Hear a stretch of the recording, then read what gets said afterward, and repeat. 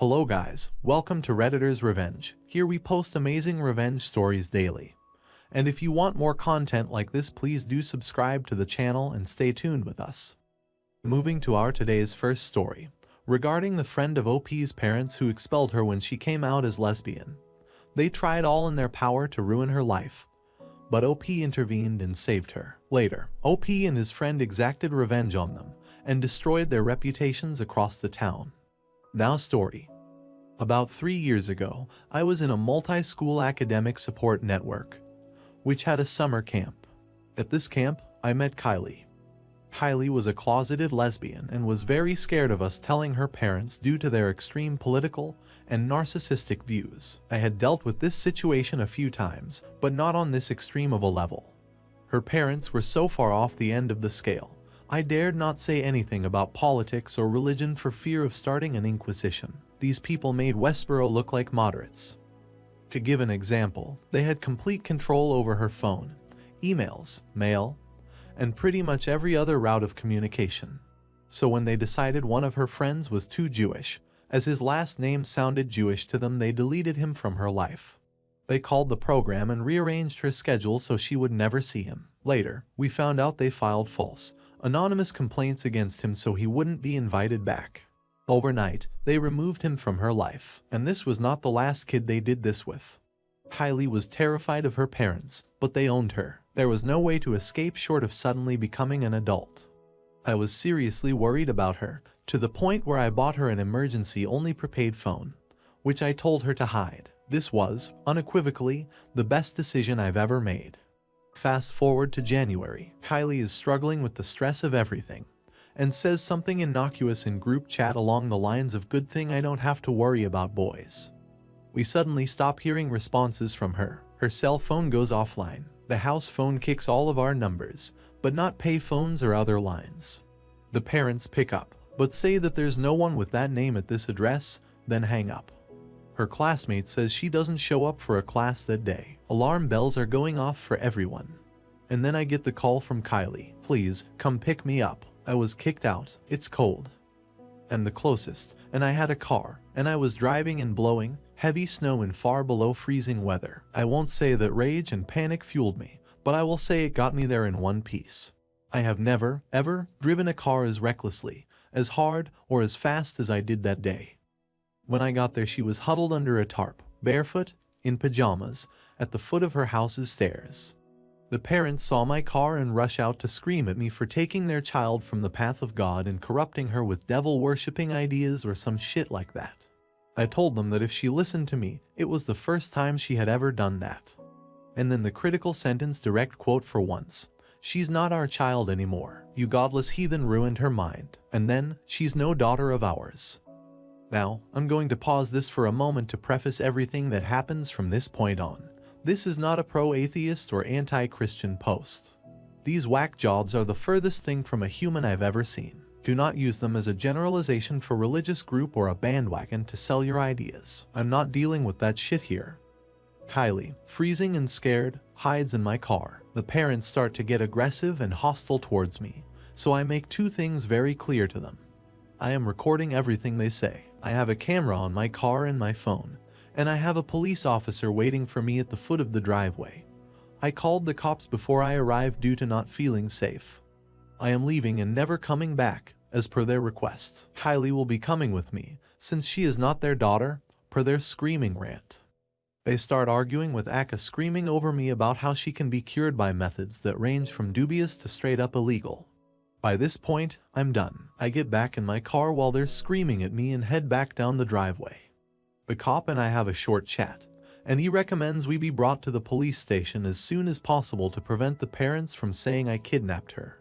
After a 6-hour ER visit for her hypothermia and minor frostbite, escorted by police, we arrive. All of my video and audio recordings are entered into official records, and the officer's dashcam footage and Kylie's ER report are filed away.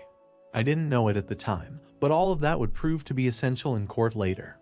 I sign her into a hotel in my town, and lawyer up. The lawyer I know specifically deals with cases like hers for free. He is very, very good at it. There was a lot of legalese, a long process, and a lot of angry exchanges that I didn't understand or participate in. But 2 years later, she was emancipated. I got to be a witness, and that recording in the ER report cinched the case, proving neglect. The parents didn't even try to argue against it, instead using some weird religious law argument. Kylie's older half-brother learned what was happening during the first year and supported her financially while she was in school. He hated the parents far more than either of us did. Kylie feared them more and I was just disgusted by them. It wasn't much of a fight. The parents represented themselves and tried to drop the case on religious grounds, which isn't a thing. After this, the revenge started, and Kylie did not hold back.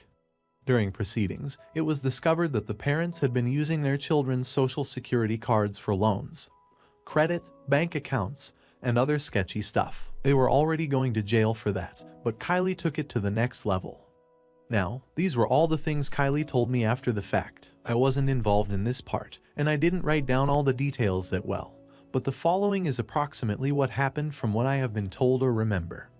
One of the things that had been purchased in her name was the father's truck. Kylie reported it as missing since she was technically the owner of the truck. They pulled the father over and confiscated the truck as stolen because his name was not in the title. The wife's was. When he tried to prove it was his by filling out the bill of sale on the back, he found that the title for the vehicle had been invalidated when Kylie had ordered a new one and donated the vehicle to the fire department for Jaws of Life training. That same day, the mother's credit cards were the same, but Kylie just canceled all of them and declared ID theft. This froze some of the mother's bank accounts, which were under Kylie's SSN. The family was already in chaos, but Kylie cranked it to 11. Due to the SSN, Kylie was listed as the main contact for the family's cell phone and internet plans. She canceled both. She killed the email accounts in her name that she could access and rerouted her mail to her new postbox, where she may have accidentally forgotten to say they should only reroute her mail. She also called in repossessions on everything that had been bought with her SSN on credit. The loans included renovations on the home, so the parents were forced to sell. By the time Kylie was done, the parents were happy to go to jail for fraud, identity theft, and other, numerous crimes rather than live on the street. All I do know is that they became social pariahs in town before that. Stores banned them for their increasingly violent attempts at converting people. People they knew for years turned on them. The father was fired for failing a performance review, and the mother lost her job selling stuff due to her increased radicalization. In the end, Kylie's siblings went to live with her half-brother since he was the closest living relative. The parents lost all visitation rights, as the state nullified their parental rights and gave guardianship to the half-brother, mostly due to the criminal charges. But the real revenge might just be that as the sentencing was carried out, Kylie flipped the parents off in front of the judge, and the judge just laughed at the parents' attempts to claim it was hate speech. Kylie read this and cried. These walking sewage monsters caused her so much pain for so long. It was hard for her to talk about it with anyone, even me. She saw a bunch of people calling her a badass in the comments and she broke down in tears. So I didn't know this, but Kylie never got psych help after all that. She was too busy with school, her job, the multiple lawsuits and legal proceedings, the unraveling mess of what happened with her credit, and dealing with her younger siblings. She blames herself for all of it. She thought that if she was normal, none of this would have happened. We all know that's bullshit, but she was close to end her life at a few points. So now she's in a crisis session at home, and she's talking about it for the first time in years. I'll be there towards the end of the day, but I'll try to update this regularly. Kylie's lawyer has asked me to stop answering certain questions because there are still active suits that need to be finalized. Kylie's half-brother has asked me to take him out since he didn't contribute that much. As if, bullshit, you did nothing, dude, you bankrolled everything. None of this would have happened without you. You are the reason we are here now. You are more of a hero than I am. You are what I aspire to be. Thank you all for your epic words of encouragement and support. Kylie had been feeling like this was all her fault, including, and I didn't know this at the time, 3 separate lawsuits to grant custody of all 3 siblings. Kylie, and the younger 2 to the older half-brother. The courtroom was about as toxic as you can imagine. So Kylie was near suicidal because of the stress of not only being forced to tear her family apart, sorting out the disastrous financial situation they left her in, and continuing with the school since it was a legal requirement for her to live with her half-brother. I didn't know this, but she had a plan and a letter all prepared. Neither of us was expecting the massive amount of moral support that came in. You guys were the push she needed to speak up about it. You guys got her to talk to her half-brother and lawyer. I love these guys even more now. And they immediately brought her into crisis counseling, and she is doing so much better now. After a lot of consideration, they decided against it, due to the active cases of the younger siblings, who are still minors. Any information they give out about names, dates, or even locations can be used to track them down, and Kylie would very much like her privacy. Kylie has pretty much figured out the money thing by now, and her half-brother and I can supply her in emergencies. The parents, endangering the welfare of a child, resisting arrest, insurance fraud, destruction of private property, destruction of public property, vandalism, and a whole ton of others I'm forgetting or getting wrong. But you get the idea. What happened after they were charged was that they went around the street preaching, trying to gain support. In the end, they spray-painted slogans on people's houses, some statues, and a few vehicles. They then tried to claim vehicle insurance on their destroyed truck and ran from police when they were served warrants for the other 2 children. They also verbally abused and threatened Kylie with holy wrath or something like that in the courtroom, in front of the judge. In short, Kylie's lawyer expects them to be spending a minimum of 10 years in jail. Technically, the charges from the identity theft they performed on their children haven't been tallied up. But apparently, that's a different court system. I think that's a federal crime because of IRS and taxes. I could be wrong. I'm not the lawyer. Kylie's support network. I didn't know this at the time, but apparently, a whole whack ton of local businesses and residents pitched in stuff to help Kylie get by on her own.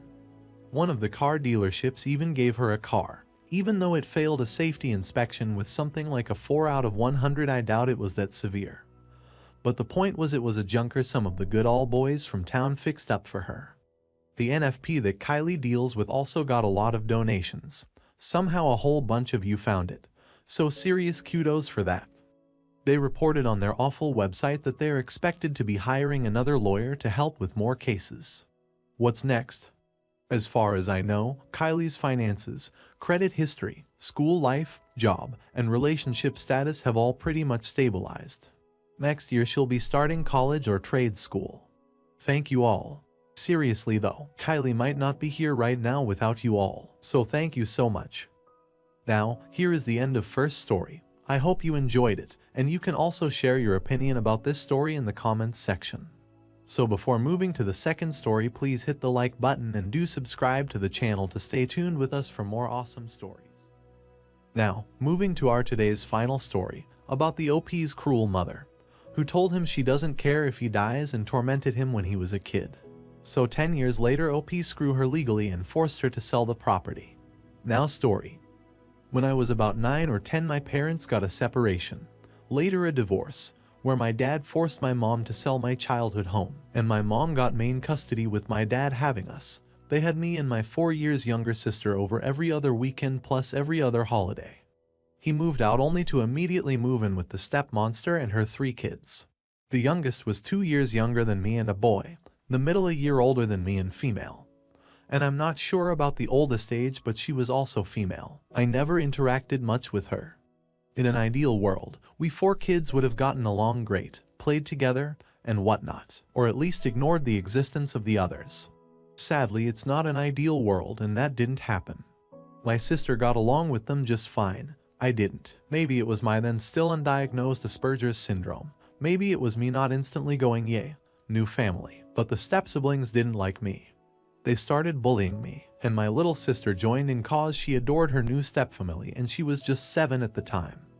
Over the first 6 months, the bullying got worse and worse, until I broke and tried to call home and get picked up.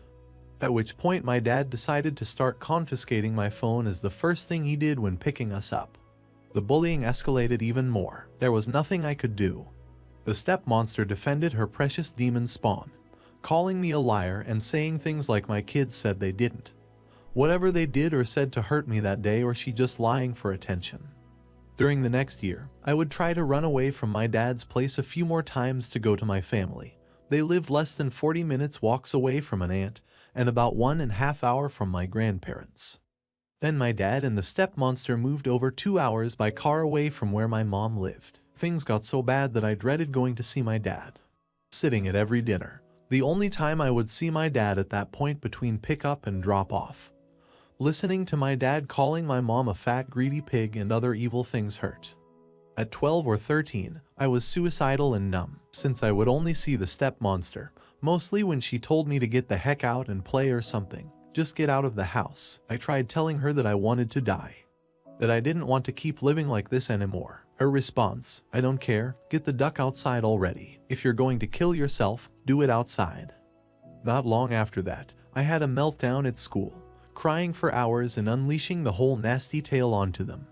Since my school was a good one, the teacher contacted CPS, who talked with me, ran some tests, and sent me to a psychologist. At some point, they contacted my dad with their concerns for my mental and emotional well-being. My dad dealt with it by calling me, saying since you feel the need to lie like that, you shouldn't come to visit anymore. Stay with your mom, I don't care. That was my last conversation with him, although I heard a lot about him and the step-monster from my sister. Now, for my revenge. 10 years or so later, I get a phone call from my dad's sister about his passing, car accident, and funeral. I went and I met the step-monster again and my half-brother for the first time. During the funeral and following wake, she proceeds to insult me, my mom, and the rest of Dad's family. Then she starts complaining about how his name is on everything they had together and how is she going to keep the house now and such thing. She never worked a day in her life.